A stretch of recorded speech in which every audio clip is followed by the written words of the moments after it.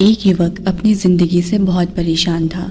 वह हर समय उदास और डरा रहता था। एक दिन वह दुखी युवक एक बूढ़े गुरु के पास जाता है और उन्हें बताता है कि उसका जीवन बहुत दुखद है। मेरे जीवन में इतनी सारी समस्याएं हैं कि मैं हमेशा दुखी रहता हूँ। कृपया मुझे समाधान बताइए कि मैं कैसे सुखी रह सकता हूँ। गुरु ने उसकी बात ध्यान से सुनी और वहाँ से उठ गई। यह देख युवक असमंजस में पड़ गया, लेकिन उसने उनका इंतजार किया। थोड़ी देर बाद गुरुजी एक गिलास पानी और नमक से भरा कटोरा लेकर वापस आते हैं। गुरु ने उस युवक से कहा कि उस कटोरे में से एक मुट्ठी नमक निकालकर गिलास में डालें और फिर उस पानी को पी लें। युवक असमंजस में था, लेकिन उसने गुरु के कहे अनुसार ही किया। गुरु ने पूछा कि इसका स्वाद कैसा है। युवक बोलता है कि यह भयानक है, मुझे केवल नमक का स्वाद आ रहा है। अब गुरु ने उस युवक से कहा कि एक मुट्ठी नमक लेकर मेरे साथ चलो।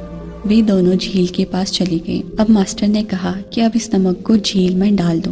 युवक ने अपना मुट्ठी भर नमक झील में बहा दिया। इसके बाद गुरु ने उसे झील से पानी पीने के लिए कहा। युवक ने थोड़ा सा पानी लेकर पिया। अब गुरु ने पूछा कि इसका स्वाद कैसा है। युवक उत्तर देता है कि इसका स्वाद तो बहुत अच्छा है। गुरु ने फिर प्रश्न किया, क्या तुम इस पानी में नमक का स्वाद ले पाए? युवक ने उत्तर दिया, नहीं। मास्टर और युवक उस झील के पास बैठ गए। मास्टर ने उसका हाथ थाम लिया और कहा कि जीवन का दर्द शुद्ध नमक है, न अधिक न कम।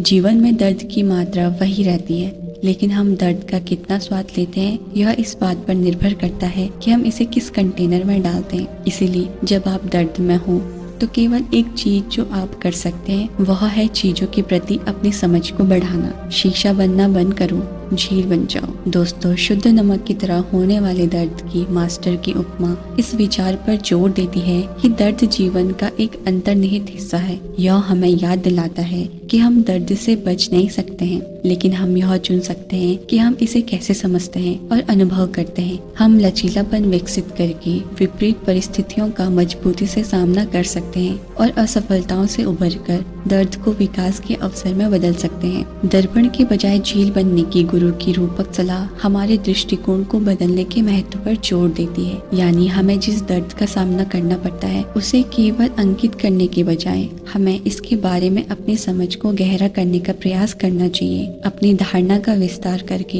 हम सबसे चुनौतीपूर्ण परिस्थितियों में भी सहानुभूति रखने, सीखने और अर्थ खोजने की क्षमता हासिल करते हैं। परेशान युवाओं को झील बनने के लिए प्रोत्साहित करके गुरु आत्मनिरीक्षण और आत्म जागरूकता के महत्व पर प्रकाश डालते हैं। जब हम रुककर अपने अनुभवों, भावनाओं और प्रतिक्रियाओं पर विचार करते हैं तो हमें अपने और अपने आसपास की दुनिया के बारे में मूल्यवान अंतर्दृष्टि प्राप्त होती है। यह आत्मनिरीक्षण अभ्यास हमें बुद्धिमान विकल्प चुनने और जीवन की जटिलताओं की गहरी समझ विकसित करने की अनुमति देता है। जैसे ही गुरु अपने परेशान युवा का हाथ पकड़ता है, यह एक सहानुभूति की शक्ति का प्रतीक है। दूसरों के साथ जुड़ने और उनके दर्द को समझने का कार्य हमें समर्थन और करुणा प्रदान करने की अनुमति देता है। सहानुभूति को अपनाकर हम मजबूत रिश्तों को बढ़ावा देते हैं, समुदायों का निर्माण करते हैं और अधिक देखभाल करने वाली और समावेशी दुनिया बनाते हैं। समझ बढ़ाने के लिए गुरु की सलाह आजीवन सीखने के महत्व को दर्शाती है। दर्द के सामने निराशा के आगे झुकने के बजाय हम इसे व्यक्तिगत विकास के अवसर के रूप में देख सकते हैं। ज्ञान की प्यास के माध्यम से हम लगातार अपनी समझ का विस्तार कर सकते हैं, नए दृष्टिकोण प्राप्त कर सकते हैं